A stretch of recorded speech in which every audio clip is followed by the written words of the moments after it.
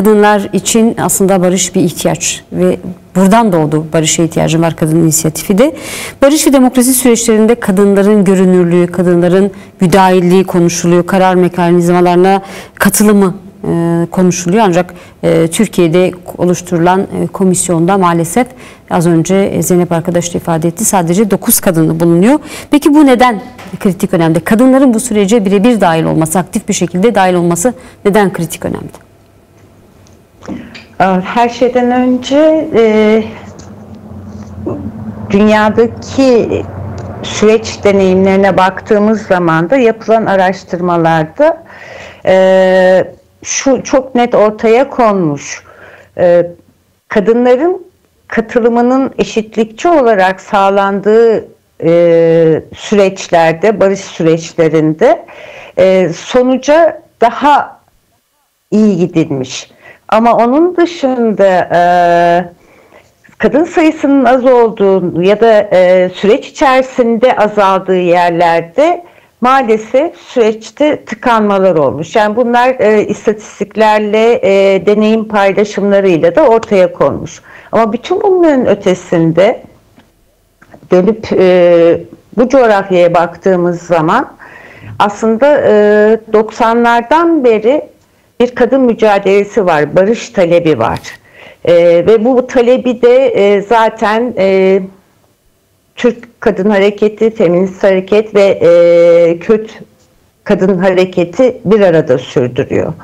Ve aralıksız da sürdürdü. Yani belli dönemlerde daha net sesini duyursa bile çatışmanın sönümlendiği yerlerde yine de barış için ne yapabiliriz sorusunu sürekli sordu. Dolayısıyla savaşın kadınlar üzerinde yarattığı tahribat, kadınların savaşa harcanan bütçeden dolayı aşından olması, işinden olması, sağlığından olması, eğitimini alamaması, inancını yaşayamaması, cinsel yönelimini üzerine baskı kurulması gibi sorunları çoğalttığımız zaman her şeyden önce bir kere toplumun öznesi olan kadınların barışın öznesi olması gerekiyor. Peki barışın, kadın özgürlük hareketiyle barış mücadelesi arasındaki bağ açısından neler söylemek istersin? Şimdi tabii çokça konuşuluyor. Barış kadınlar açısından siz de ifade ettiğiniz savaşta en çok kadınlar mağdur oluyor. Tecavüzler, katliamlar, ekonomik olarak kadınlar aynı zamanda mağdur. Ve ancak bir de kadınların özgürlük sorunu var. Bugün Türkiye'de barış ve demokratik toplum sürecini konuşuyoruz. Tabii Kürt halkının özgürlük sorunu üzerinden sadece Kürt halkı değil, aslında Türkiye'de yaşayan birçok inanç ve halklar da aynı sorunla, aynı özgürlük talebinde bulunuyor. Biraz kadın açısından sormak istiyorum. Yani kadın özgürlük hareketleriyle, kadın mücadelesiyle, kadın özgürlük mücadelesiyle barışın nasıl bir bağı var? Size sormak istiyorum. Her şeyden. Buyurun. Evet. Savaşın beslediği savaş şiddeti de besliyor. Şiddetin beslendiği ortamda biraz önce Zeynep arkadaş çok net söyledi. Kadın kırımı, cins kırımı artmış vaziyette. Her gün, hele şu son yıllarda çok daha gün içerisinde neredeyse 3 kadının katledildiği haberini duyuyoruz.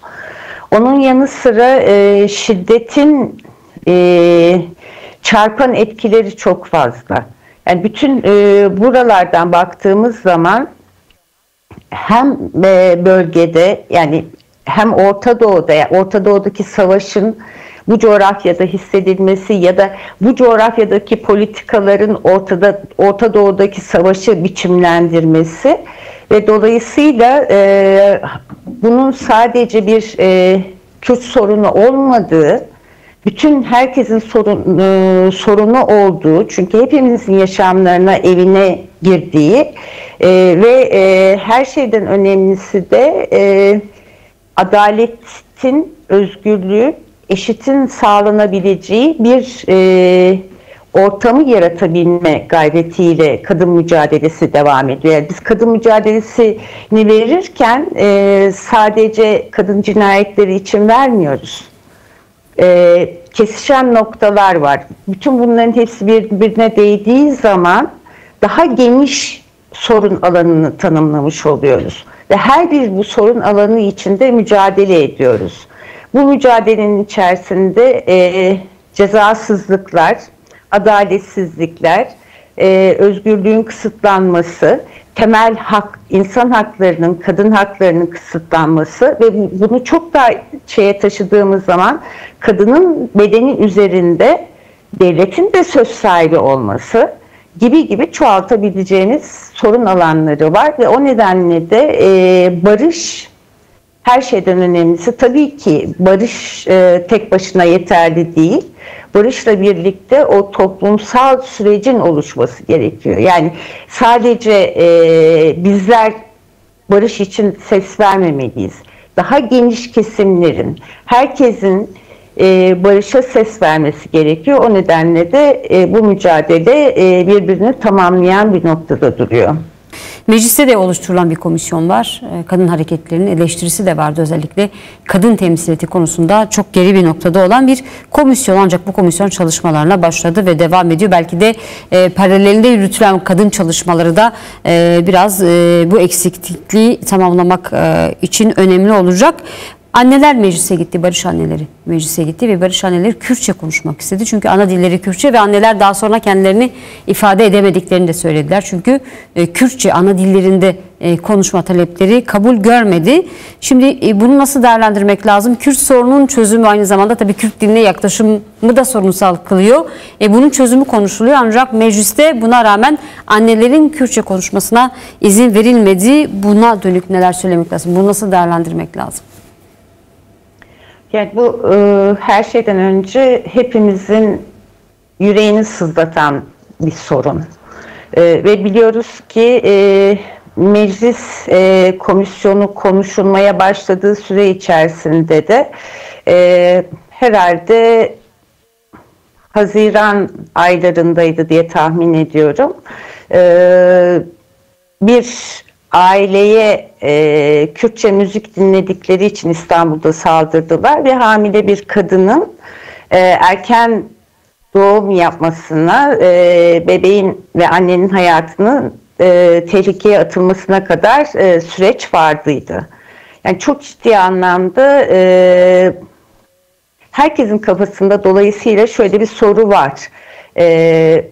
Bir ana dil ve kendini ifade edemezken bile sürece nasıl güvenebiliriz sorusu soruluyor maalesef.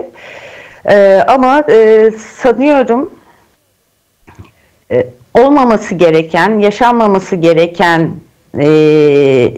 hiç yaşanmaması gereken bir şey yaşandı meclis komisyonunda. Bunu da en kısa sürede telafi edeceklerini düşünmek istiyoruz, inanmak istiyoruz ama temel sorunlardan bir tanesi ana dilde kendini ifade edememek, ana dilini konuşamamak, kamusal hizmetleri ana dilinden alamamak ki kamusal hizmetleri ana dilinde almadığı için hayatını kaybeden kadınların öykülerini gene bizler çok iyi biliyoruz.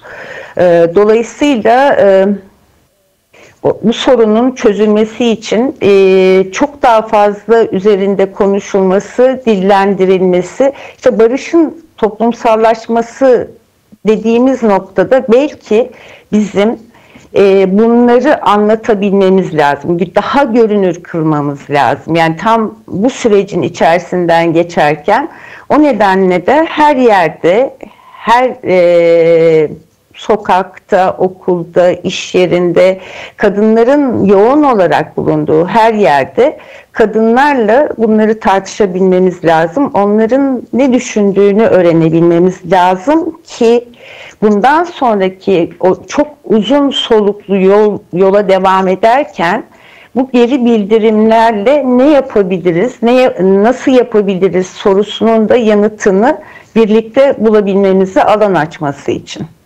Peki. Zeynep arkadaşlar, eğer meclisteki buyurun. Kadın komisyondaki kadın sayısına gelecek olursak da yani biz meclisin bir erkek meclisi olduğunu biliyoruz meclis toplantılarında neler yaşandığını, cinsiyetçi nasıl davranıldığını çok yakından takip ediyoruz, biliyoruz. Dolayısıyla partilerin böyle bir konusu, yani barış gibi hassas konudaki bir şeye kendi durdukları erkek egemen zihniyet üzerinden kadın üye verme konusunda geri durmaları da buna aynı oluyor aynı zamanda. Yani meclis komisyondaki kadın sayısının eksikliğini buradan görebiliyoruz. Neden olduğunu çok iyi biliyoruz. Ama gerek kadın hareketleri, gerek Barış'a ihtiyacım var kadın inisiyatifi, işte evet, Kadın ve Anayasa Komisyonu ki zaman içerisinde alt komisyonlar halinde bunların çoğalacağına da inanıyoruz. Bizler kadınların sesini meclise taşıyarak komisyonun daha kadın bakış açısıyla, kadın sorunlarını gören bir yerden, kadının özne olduğunu kabul eden bir yerden çözüm üretmesi gerektiğini düşünüyoruz. Bizim şu ana kadar bu coğrafyada yer alan feminist kadın hareketi, Türk kadın hareketi, Kürt kadın hareketi 90'lı yıllardan bu yana mücadelesini sürdürürken belki bundan sonra biz onlara belki daha özgürce kendilerini ifade edebilecekleri, cezasızlığın olmadığı, kendini sokakta, evinde, okulda güvende hissedebilecekleri, sözünü kurabileceği, cinsel kimliğini rahatlıkla açıklayabileceği, inancını rahatlıkla güven içerisinde yapabileceği, doğasına dokunulmayan bir geçişin yolunu açıyor olabiliriz. Belki onlar da bu süreç içerisinde bizim farklı farklı kadın kesimleriyle yapacağımız görüşmeler ile birlikte, genç kadınlarla birlikte buluştuğumuz zaman belki onlar bizim bugüne kadar hiç aklımıza gelmeyecek önerilerle geleceklerdir. Dolayısıyla onların talepleri son derece değerli. Belki hafıza olarak geçmişte yaşananları bilmiyorlar. Çünkü toplumsal hafızamız zayıf bu coğrafyada. Genel olarak söylüyorum. Eğer bu süreç içerisinde hakikat, yüzleşme gibi komisyonlar da kurulabilirse, o zaman genç kuşağı geçmişte yaşananların bir daha tekrar etmemesi için nelerin yapılması gerektiği, yerine ne konulması gerektiği noktasında da bir yol gösterici olacaktır bu süreç diye düşünüyorum. Peki. Zeynep Bu arkadaş, arada buyurun. Buyurun. Konuya daha değinmek istiyorum izninizle. Özellikle Anayasa Komisyonu çalışmaları yapılırken uluslararası sözleşmeler de son derece değerli. Öncelikle Türkiye'nin taraf olduğu sözleşmelerin hayata geçmesi için attığı imzanın arkasında durması için toplumsal baskı gerekiyor. Bir diğeri de çok ciddi savaş suçları işlendi bu süreç içerisinde. Ve Türkiye Uluslararası Ceza Mahkemesi'ne taraf olmadığı için bu konuda herhangi bir şey yapılmıyor. Dolayısıyla biz kadınlar olarak da en uç noktada düşündüğümüz zaman bu savaş suçlarıyla yani kadın bedeninin teşhir edilmesinden cinsel suçlara kadar, kadının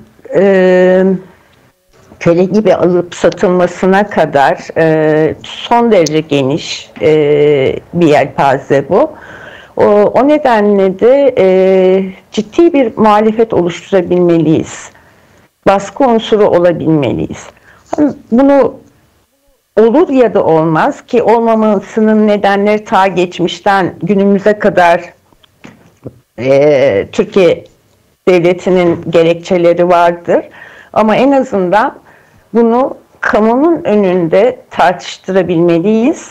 Kamunun ne olduğunu, ne yaşandığını da görmesini sağlayabilmeliyiz diye düşünüyorum. Peki.